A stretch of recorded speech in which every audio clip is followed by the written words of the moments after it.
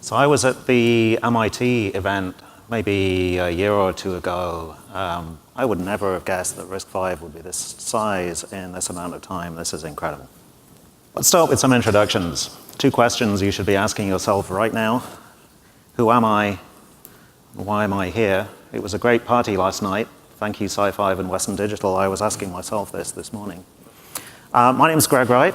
I lead processor research at Qualcomm. We're based in Raleigh, North Carolina. And I'm also a RISC-V technical lead at Qualcomm.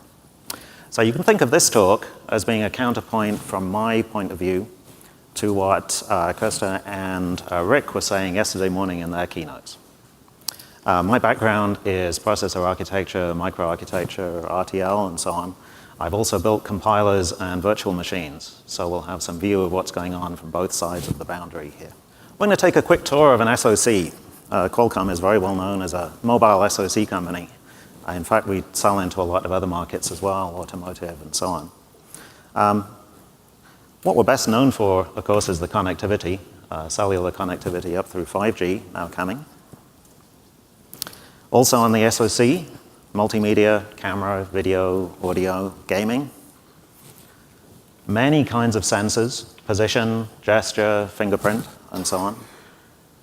Many other kinds of local connectivity, Wi-Fi, Bluetooth, GPS, position, so on, and power management.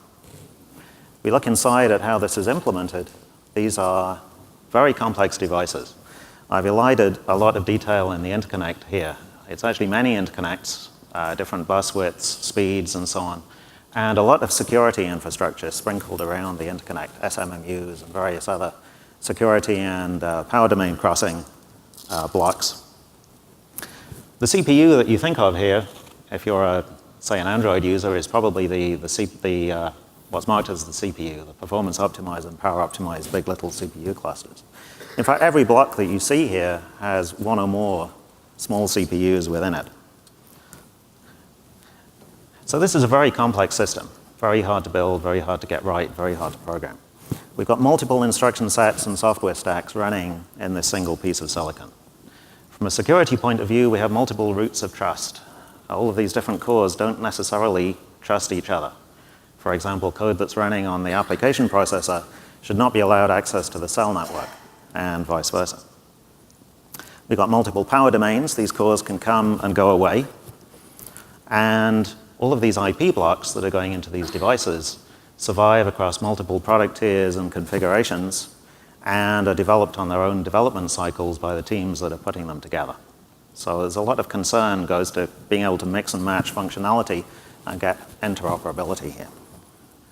Looking at the spectrum of CPUs, we've got everything from tiny little microcontrollers, where area and power are the biggest concerns. Area also includes code size, because RAM or flash storage is just as expensive as CPU area. At the right-hand side, application processor, fully general purpose, could be doing anything, we don't know what. I once knew an architect who referred to programmers as malicious monkeys. They always come up with things you didn't think of after you've shipped the device. In between, there's a very interesting space, a very interesting range. By embedded core, you could think of these as microcontrollers, maybe a little higher up the stack. But they're running a more sophisticated software stack, maybe something like embedded Linux or an RTOS. Still, at the point we ship the device, we know what these cores are going to be doing, and they can be tightly optimized for that. In the middle, there's the DSP and GPU space. Some of the code that runs on there is shipped by us, because we know what it's going to be, but there's also third-party code that runs on there. So you can go to the web and download the Snapdragon DSP SDK today, put your own code onto the DSP. You might be writing OpenCL to run on the GPU.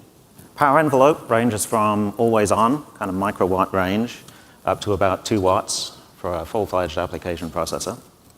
ISA and microarchitecture, for the little microcontrollers, simple and small is good. At the right-hand end, very complex software, lots of features, lots of functionality, security, virtualization, SIMD, everything. In between, there's a lot more scope for originality in each generation. So we've got VLIW DSP today, multi-threaded GPU, vector processors, etc. In terms of software stack, the little cores may be running couple of hundred lines of code. And they're so deeply embedded that they probably have no access to main memory. They just sit there within their own sandbox and run away. At the other end, base Android is about 80 million lines of code, not including third-party code. So we've got many orders of magnitude to cover here. And in terms of ISA features and extensions, again, the little microcontroller. Keep it simple, that's good. The right-hand end, lots of high-level features. These are multi-vendor standard, supporting a very, very rich third-party ecosystem. And in the middle, lots of scope for customization in signal processing, image processing, etc. So I counted. Chris said 12 ISAs and SoC. I got to 6 and then lost count. At least 6 different ISAs shipping in the mobile SoC today, if you look across this range. Okay, where does RISC-V come in? This is a very complex picture that I painted. A lot of effort goes into building these systems, getting them right, in particular building all the software that runs on them. What's the opportunity? The big opportunity in RISC-V, the power of freedom here, is this ability both to customize the instruction set and harmonize the instruction set. So my question is, can we rationalize the design of the SoC by pulling all of these different cores, 6 ISAs today, onto as much of a common base as we can? Is it possible to have a single ISA or compatible family of ISAs that spans this range from little microcontroller all the way up? Not clear we're going to get there completely. GPU is sort of its own thing. But I don't see any reason why RISC-V in the end is not going to be able to tackle all of these markets. What advantage does that give us? Well, 6 different ISAs brings with it at least 6 different compilers, 6 different debuggers, 6 different copies of libc. That's a lot of work that we put in developing and maintaining software and trying to get code to be compatible across these different cores. Porting code from one to the other is not trivial. It also brings the possibility of runtime migrating code from one core to another core if you have a common base instruction set. That's a much easier proposition.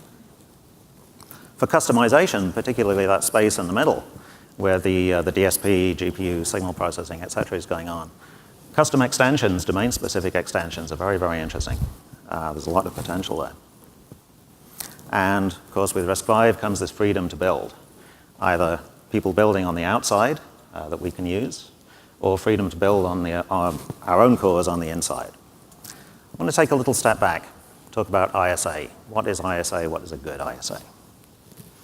So one view of ISA is that ISA is the interface between hardware and software. And I think this would make a good title for a book if anyone feels like writing one. This is a kind of mechanistic, impersonal and static view of what ISA is. So this is true within one system, but it doesn't really capture the dynamic nature of what ISA is.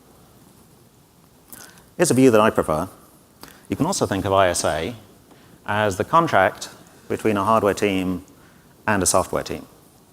And now we've got people in this picture, and this emphasizes that ISAs arise through negotiation and improvement and evolution.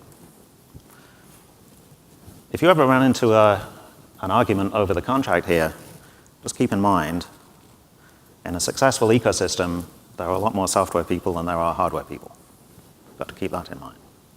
So in practice, software never goes away.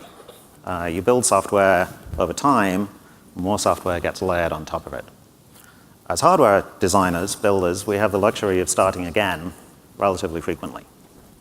So this interface that we're supporting between software and hardware needs to live across many different hardware generations, implementations. We've got small hardware, big hardware, hardware with things stuck on the side, and so on.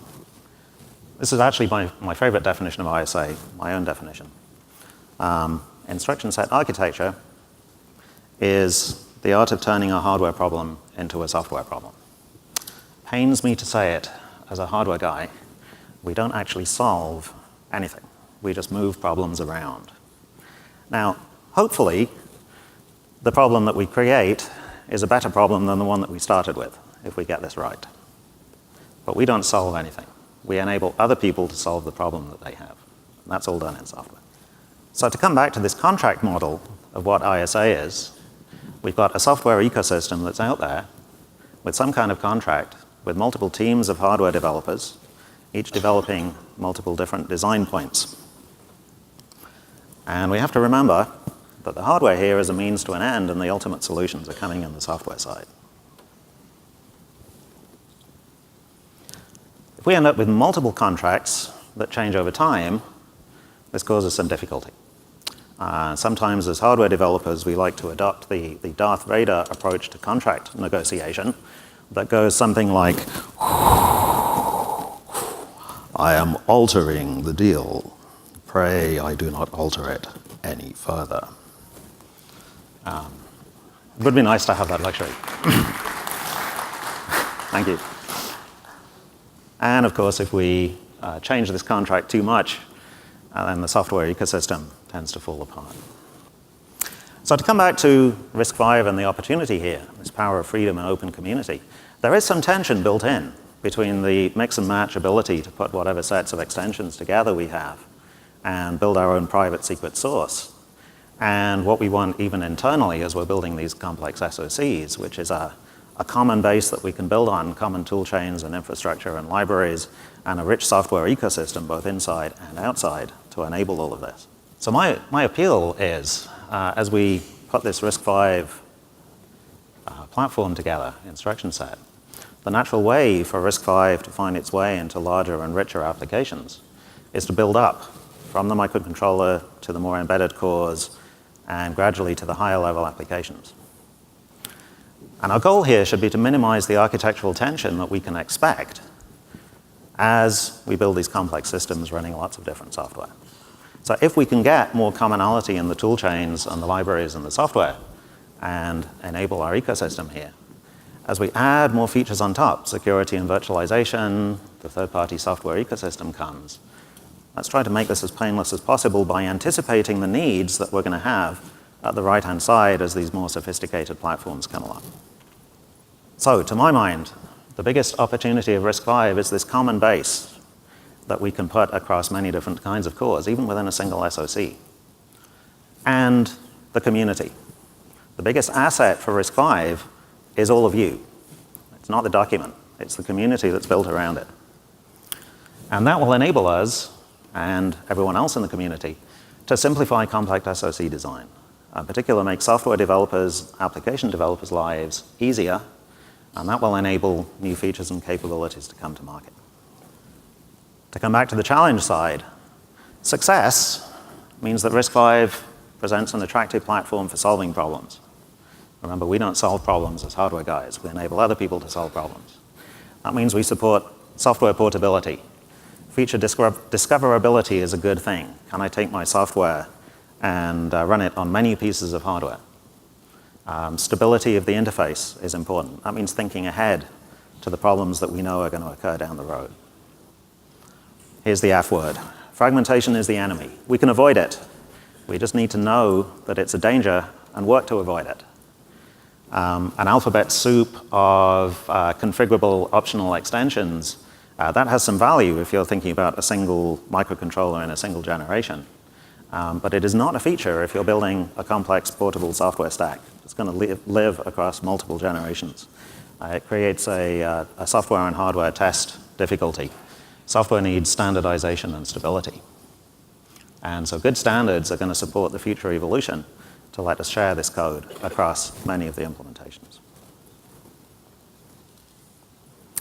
So my appeal to the community, come together. If you're not already in the foundation, join the foundation. If you're in the foundation, come join the working groups. We need your expertise. A lot of people in this room have been through this before. They've seen what happens to systems as they evolve over many years. We've got a chance to build the future cleanly with the lessons that we learned doing it last time. By addressing some of these platform issues, security, virtualization, memory model, cache, TLB management, power management, interrupt delivery, etc., we can build a platform. A common platform means reusable software. Reusable software means a growing ecosystem. Growing ecosystem means I look forward to coming to a future RISC-V summit where we, on the hardware side, are outnumbered 10 times, 100 times, maybe even 1,000 times by our software developers. That's when RISC-V has won. that's when the ecosystem is truly out there. The sky is the limit. There is huge potential. We work together as a community, we can make this happen. We'll finish with one announcement. We will be shipping RISC-V in a high-volume product in the coming year.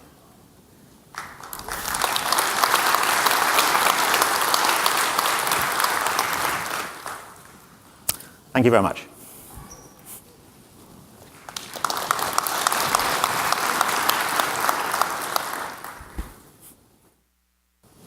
There's a few minutes if anyone's got a question for Greg. Okay, so Jan's question was, can I give a specific example of what we're not yet anticipating in the high-end application processor? I think a lot of the issues are known and out there, and work is starting. Things like security, virtualization, and so on have implications kind of all the way down at the low end when you try to get different cores sharing the same interconnect. So I don't think there are any issues that are going to come as a surprise. It's more of an appeal to people who maybe have worked at the high end before to come in and join the process and get involved and start sharing those lessons.